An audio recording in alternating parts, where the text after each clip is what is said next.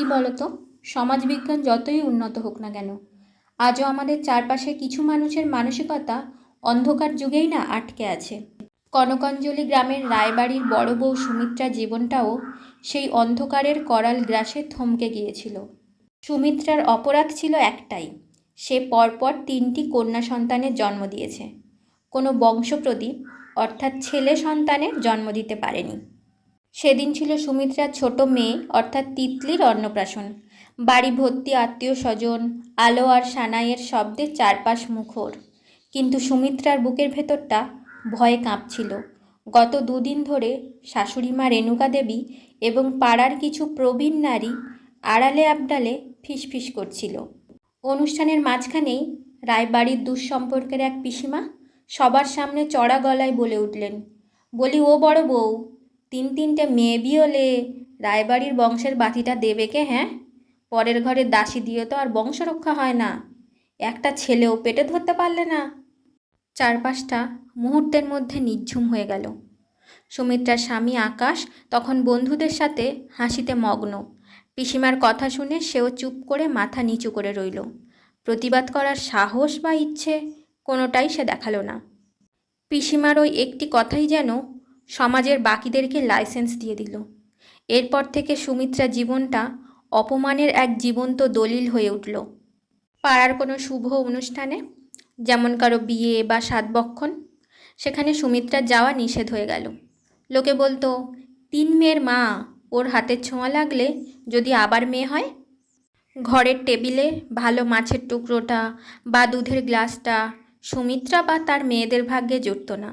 শাশুড়িমা খোঁটা দিয়ে বলতেন, মেয়েরা তো পরের ঘরে চলে যাবে, ওদের পেছনে এত খরচ করে কি হবে, একটা ছেলে থাকলে আজ রাজত্ব করত। সুমিত্রা কাঁদত।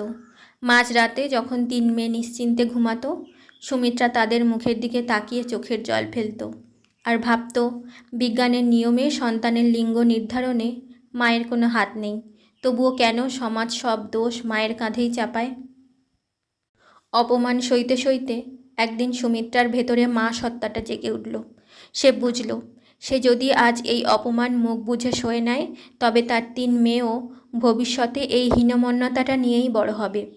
সে নিজের চোখের জল মুছে প্রতিজ্ঞা করল, যে সমাজ আমার মেয়েদের অবহেলা করছে, সেই সমাজকেই আমি জবাব দেব। আকাশ যখন শাশুড়ির কথায় দ্বিতীয় বিয়ের চিন্তাভাবনা শুরু করল, সুমিত্রা আর এক মুহূর্ত নষ্ট করেনি। 3 মেয়ের হাত ধরে সে ওই বাড়ি থেকে বের হয়ে এলো। বাপের বাড়ির এক চিলতে ঘরে আশ্রয় নিয়ে সেলাইয়ের কাজ আর ছোটোখাটো হাতের কাজ শুরু করলো। মেয়েদের পড়াশোনায় কোনো খামতি রাখল না। সময় পেরিয়ে গেছে 20 বছর। আজ কনকাঞ্জলি গ্রামে আবার উৎসবের আমেজ, তবে এবার রায়বাড়িতে নয়, গ্রামের লাইব্রেরি প্রাঙ্গণে। রায়বাড়ির সেই বংশের বাতি জ্বালানোর স্বপ্ন দেখা আকাশ আর রেণুকা দেবী আজ বার্ধক্যে জীর্ণ, একাকী আর নিঃসঙ্গ। আর সুমিত্রা, তিনি আজ মঞ্চের প্রধান অতিথি। আজ তিতলি ওই জেলারই নতুন মহকুমা শাসক হিসাবে দায়িত্ব নিয়েছে। তাকে সংবর্ধনা জানাতেই এই সভার আয়োজন। মঞ্চে দাঁড়িয়ে মাইকের সামনে তিতলি বলল, আজ আমি যে জায়গায় দাঁড়িয়ে আছি তার সব কৃতিত্ব আমার মায়ের।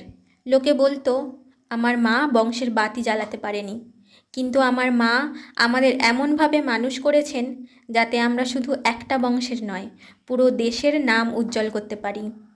হাঁটু ভিমড়ি খেয়ে সভাগৃহের এক কোণে বসে থাকা আকাশ আর রেণুকা দেবী তখন চোখের জল ফেলছেন। যে সমাজ একদিন সুমিত্রাকে অলক্ষ্মী বলে তাড়িয়ে দিয়েছিল, আজ সেই সমাজই সুমিত্রার পায়ে হাত দিয়ে প্রণাম করার জন্য লাইন লাগিয়েছে। সুমিত্রা আজ আর কাঁদছেন না। তার ঠোঁটের কোণে আজ এক বিজয়ী মায়ের শান্ত তৃপ্তির হাসি। তিনি প্রমাণ করে দিয়েছেন, সন্তান ছেলে না মেয়ে সেটা বড় কথা নয়, সন্তানকে মানুষ হিসাবে গড়ে তোলাটাই একজন মায়ের আসল সার্থকতা।